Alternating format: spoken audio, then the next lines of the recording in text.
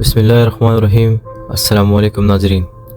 یہ جنگ کس کی ہے، لیڈر یا قوم کی؟ یہ ایک ایسی کہانی ہے جو صرف ایک لیڈر کے بارے میں نہیں بلکہ ایک قوم کے خوابوں، امیدوں اور جدوجہد کی عکاسی کرتی ہے۔ پاکستان کی سیاسی تاریخ میں ایک ایسا موڑ آیا ہے جہاں عمران خان نہ صرف ایک سیاستدان کا نہیں بلکہ ایک تحریک، ایک نظریہ اور ایک قوم کی آواز بن چکا ہے۔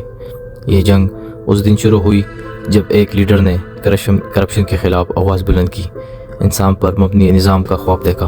عمران خان کا سفر صرف الیکشن لڑنے تک محدود نہیں تھا، وہ نوجوانوں کو خواب دکھاتا، سکھاتا اور قوم کو ان کی حقوق یاد دلانے کی کوشش کرتا۔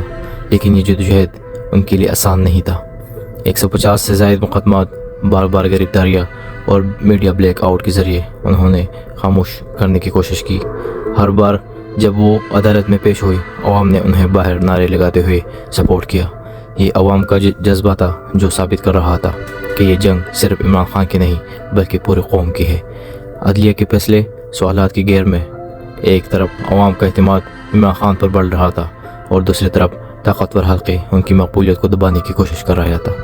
عدالتوں نے جلد فیصلے سنائے، نئے مقدمات بنائے اور ہر ممکن طریقے سے ان کے لیے مشکلات پیدا کی، لیکن یہ قوم خاموش نہیں رہی۔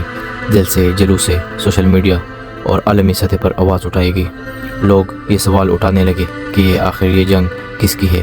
کیا یہ لیڈر کی اصولوں کی جنگ ہے یا پورے قوم کے حق، حکمرانی اور انصاف کی؟ یہ جنگ اب بھی جاری ہے، ایک لیڈر کے خلاف سازش کی کہانی سے زیادہ اس قوم کو خود مختاری کی لڑائی بن چکی ہے۔ عمران خان کا کہنا ہے، یہ جنگ میری نہیں، تمہاری ہے۔